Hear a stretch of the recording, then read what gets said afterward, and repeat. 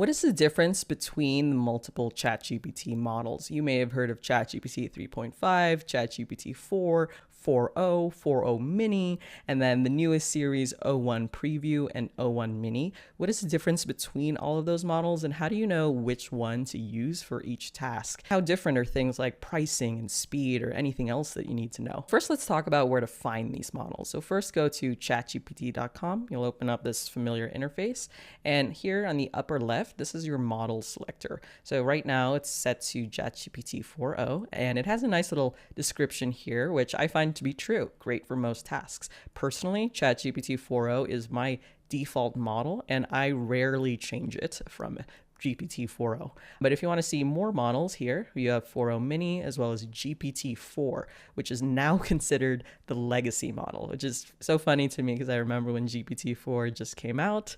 So the most important thing to know is that each model is optimized for different tasks. So it is useful to know which one you should use to help you kind of get the most out of your interactions.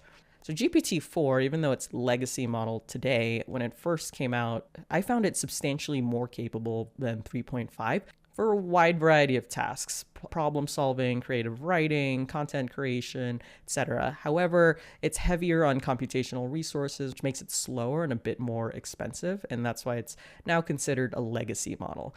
Earlier this year, OpenAI announced GPT-4.0, which is lighter than GPT-4. It's a more optimized version of GPT-4 that maintains really strong performance on most general tasks, but it does it faster and cheaper. So if you're doing everyday tasks like content creation, brainstorming, asking questions back and forth, GPT 4.0 is, in my opinion, the best default choice. And like I said at the beginning, it's my default choice in ChatGPT, and I rarely change it. Now, GPT-4 mini, you can think of as kind of budget-friendly alternative to GPT-4.0. So it's smaller, it's faster, and it's significantly cheaper while still being very good. It's really great for more straightforward tasks where you need efficiency. For example, if you are incorporating ChatGPT's API into your app and you need faster response times, that's a great use case for one of these mini models. Also, when you're prototyping something or just testing things out, I'll often start with the mini model to make sure like everything is working as expected, and then go ahead and switch to ChatGPT 4.0 when things are ready to go. Just to recap, if you're looking for a more cost-effective option and or faster responses, then consider GPT 4.0 mini. And just last week, OpenAI announced the o1 series. That's o1 preview over here and o1 mini.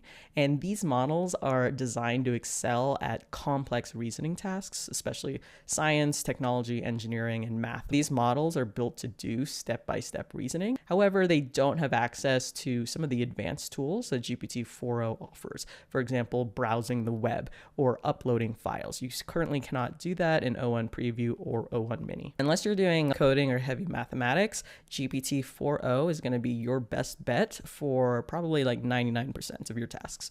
And for those of you who might be wondering, how is the o1 model so much better at reasoning-based tasks compared to GPT 4.0? The difference is in how OpenAI trained the different models. So OpenAI today hasn't released all the details of how they trained o1 preview, but the best guess in the community, based on OpenAI's announcements and the research papers they cited, it's the difference between a teacher grading your homework based on getting the correct answer versus grading your homework and looking at your reasoning steps to arrive at the correct answer. Models before o1 were trained with human feedback that said, as long as the final answer is correct, we're going to mark the solution as correct. Whereas o1 preview and o1 mini are trained with human feedback that looks at the reasoning steps as well. So the reasoning to arrive at the correct answer must also be correct in order for that solution to be marked as correct. And one of the really neat things about the o1 series is that you can see its thought process. And what's really cool about the o1 series is you can see its thought process. So here I just copied a hard SAT math question. You can actually expand this to see the thought process. It's revisiting temperature scales, revisiting options, evaluating temperature conversions, comparing temperature shifts, assessing the equivalence, and then it's going through each option, because this is like which of these are true. And it's going through each option to evaluate whether it's true.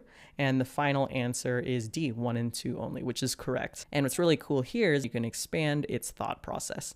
So just to recap, which model should you use and for what purpose? For almost every daily task, like answering questions, writing essays, or content, GPT-4o is often the best choice because it's an incredible balance of capabilities and it's also still very efficient.